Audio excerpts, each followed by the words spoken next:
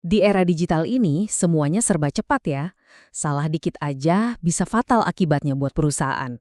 Nah, kali ini kita bakal kupas tuntas gimana caranya menjinakkan risiko-risiko bisnis modern yang ya penuh ketidakpastian. Oke, langsung aja kita mulai. Kita semua pasti pernah lihat kan perusahaan raksasa yang kelihatannya, wah nggak mungkin tumbang.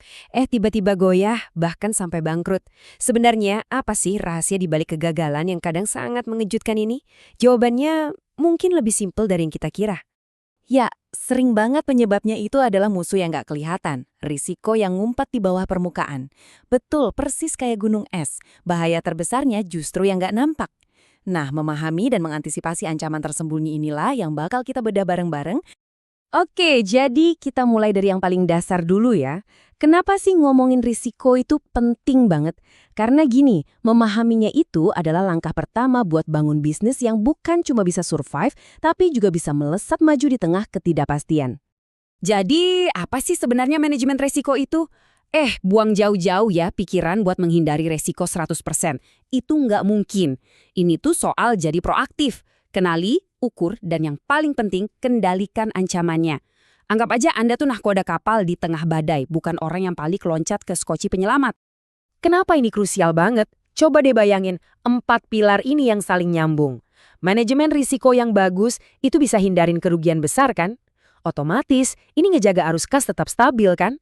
Nah, kalau arus kas sehat, investor jadi makin percaya. Dan semua ini ya ujung-ujungnya nunjukin tata kelola perusahaan yang solid. Ini fondasinya teman-teman buat sukses jangka panjang. Nah, kutipan ini benar-benar ngerangkum semuanya. Perusahaan modern itu nggak lari dari resiko. Justru sebaliknya, mereka bikin arena bermain yang aman. Mereka paham betul batas toleransi mereka di mana, terus barulah mereka berinovasi dengan berani di dalam batas itu buat dapetin kemenangan besar. Gini deh, setiap keputusan keuangan itu selalu ada trade-off-nya. Contoh gampang, deposito. Risikonya kan kecil banget, tapi ya imbal hasilnya juga segitu-gitu aja. Sekarang bandingin sama saham. Risikonya lebih tinggi, tapi potensi untungnya bisa jauh lebih gede. Kuncinya itu bukan milih salah satu, tapi gimana caranya kita nemuin keseimbangan yang pas, yang cocok sama strategi dan tujuan kita. Oke, sekarang kita udah paham kenapa risiko itu penting. Sekarang saatnya kita kenalan sama musuh-musuh kita, ya kan? Untuk menang perang, kita harus tahu dulu medannya kayak apa. Dan ternyata, risiko itu datang dalam berbagai bentuk dan ukuran. Wah, spektrumnya ini luas banget. Ada risiko pasar, misalnya tiba-tiba nilai tukar rupiah anjlok. Ada juga risiko kredit, wah ini ngeri. Pas pelanggan terbesar kita, nggak bisa bayar utang. Terus ada risiko operasional, bayangin, server utama mati pas lagi jam sibuk, kacau kan? Dan yang mungkin paling menakutkan, risiko reputasi. Cuma karena satu skandal, kepercayaan yang dibangun puluhan tahun bisa lenyap gitu aja. Dengan ancaman sebanyak itu dari berbagai penjuru, gimana caranya perusahaan bisa bertahan? Mereka butuh sebuah sistem pertahanan yang terpadu. Nah, disinilah Enterprise Risk Management atau kita sebut aja IRM masuk sebagai pahlawan, sebagai solusi strategisnya. Kata kuncinya di sini adalah terintegrasi. Jadi bayangin, IRM itu bukan cuma satu departemen keamanan, tapi lebih kayak sistem imun di tubuh perusahaan.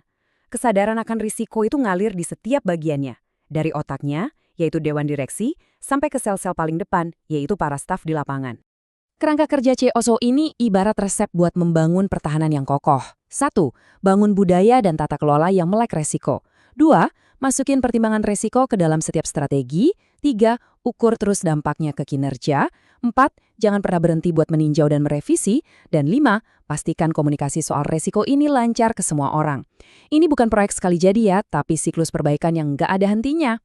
Oke, sekarang kita masuk ke bagian yang paling seru nih. Pengubah permainan yang sesungguhnya.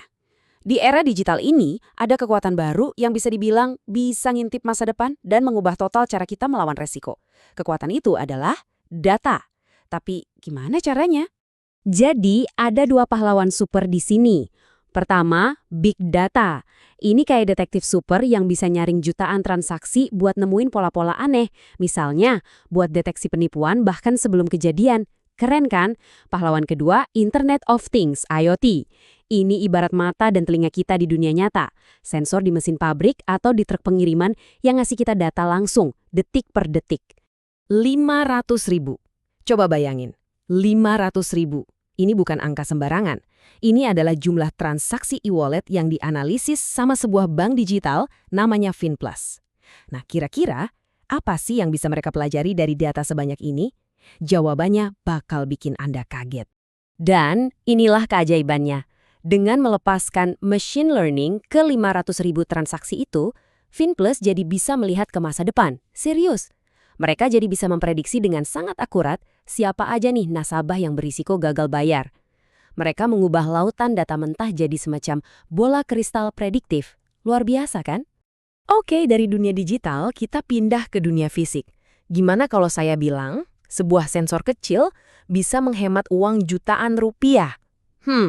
Kedengarannya kayak mustahil ya. Tapi inilah kekuatan nyata dari IoT.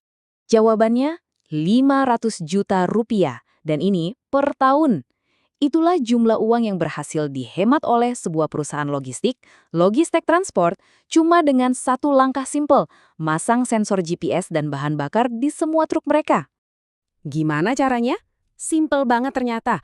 Sensor-sensor itu ngasih tahu rute mana aja yang paling boros bensin. Dengan data ini di tangan, mereka langsung optimalkan rute perjalanan. Dan penghematan pun langsung kelihatan. Nah, inilah pergeseran mendasarnya. Keputusan bisnis nggak lagi diambil berdasarkan kira-kira, tapi berdasarkan bukti nyata dari data real time. Sebagai penutup, yuk kita berandai-andai sedikit. Dengan kekuatan prediksi big data yang makin canggih dan mata elang dari IoT yang terus berkembang, apakah kita lagi menuju sebuah dunia di mana resiko bisnis itu, jadi usang, jadi tinggal sejarah? Apakah suatu hari nanti kegagalan bisnis bisa 100% dihindari? Pertanyaan ini saya serahkan ke Anda untuk direnungkan.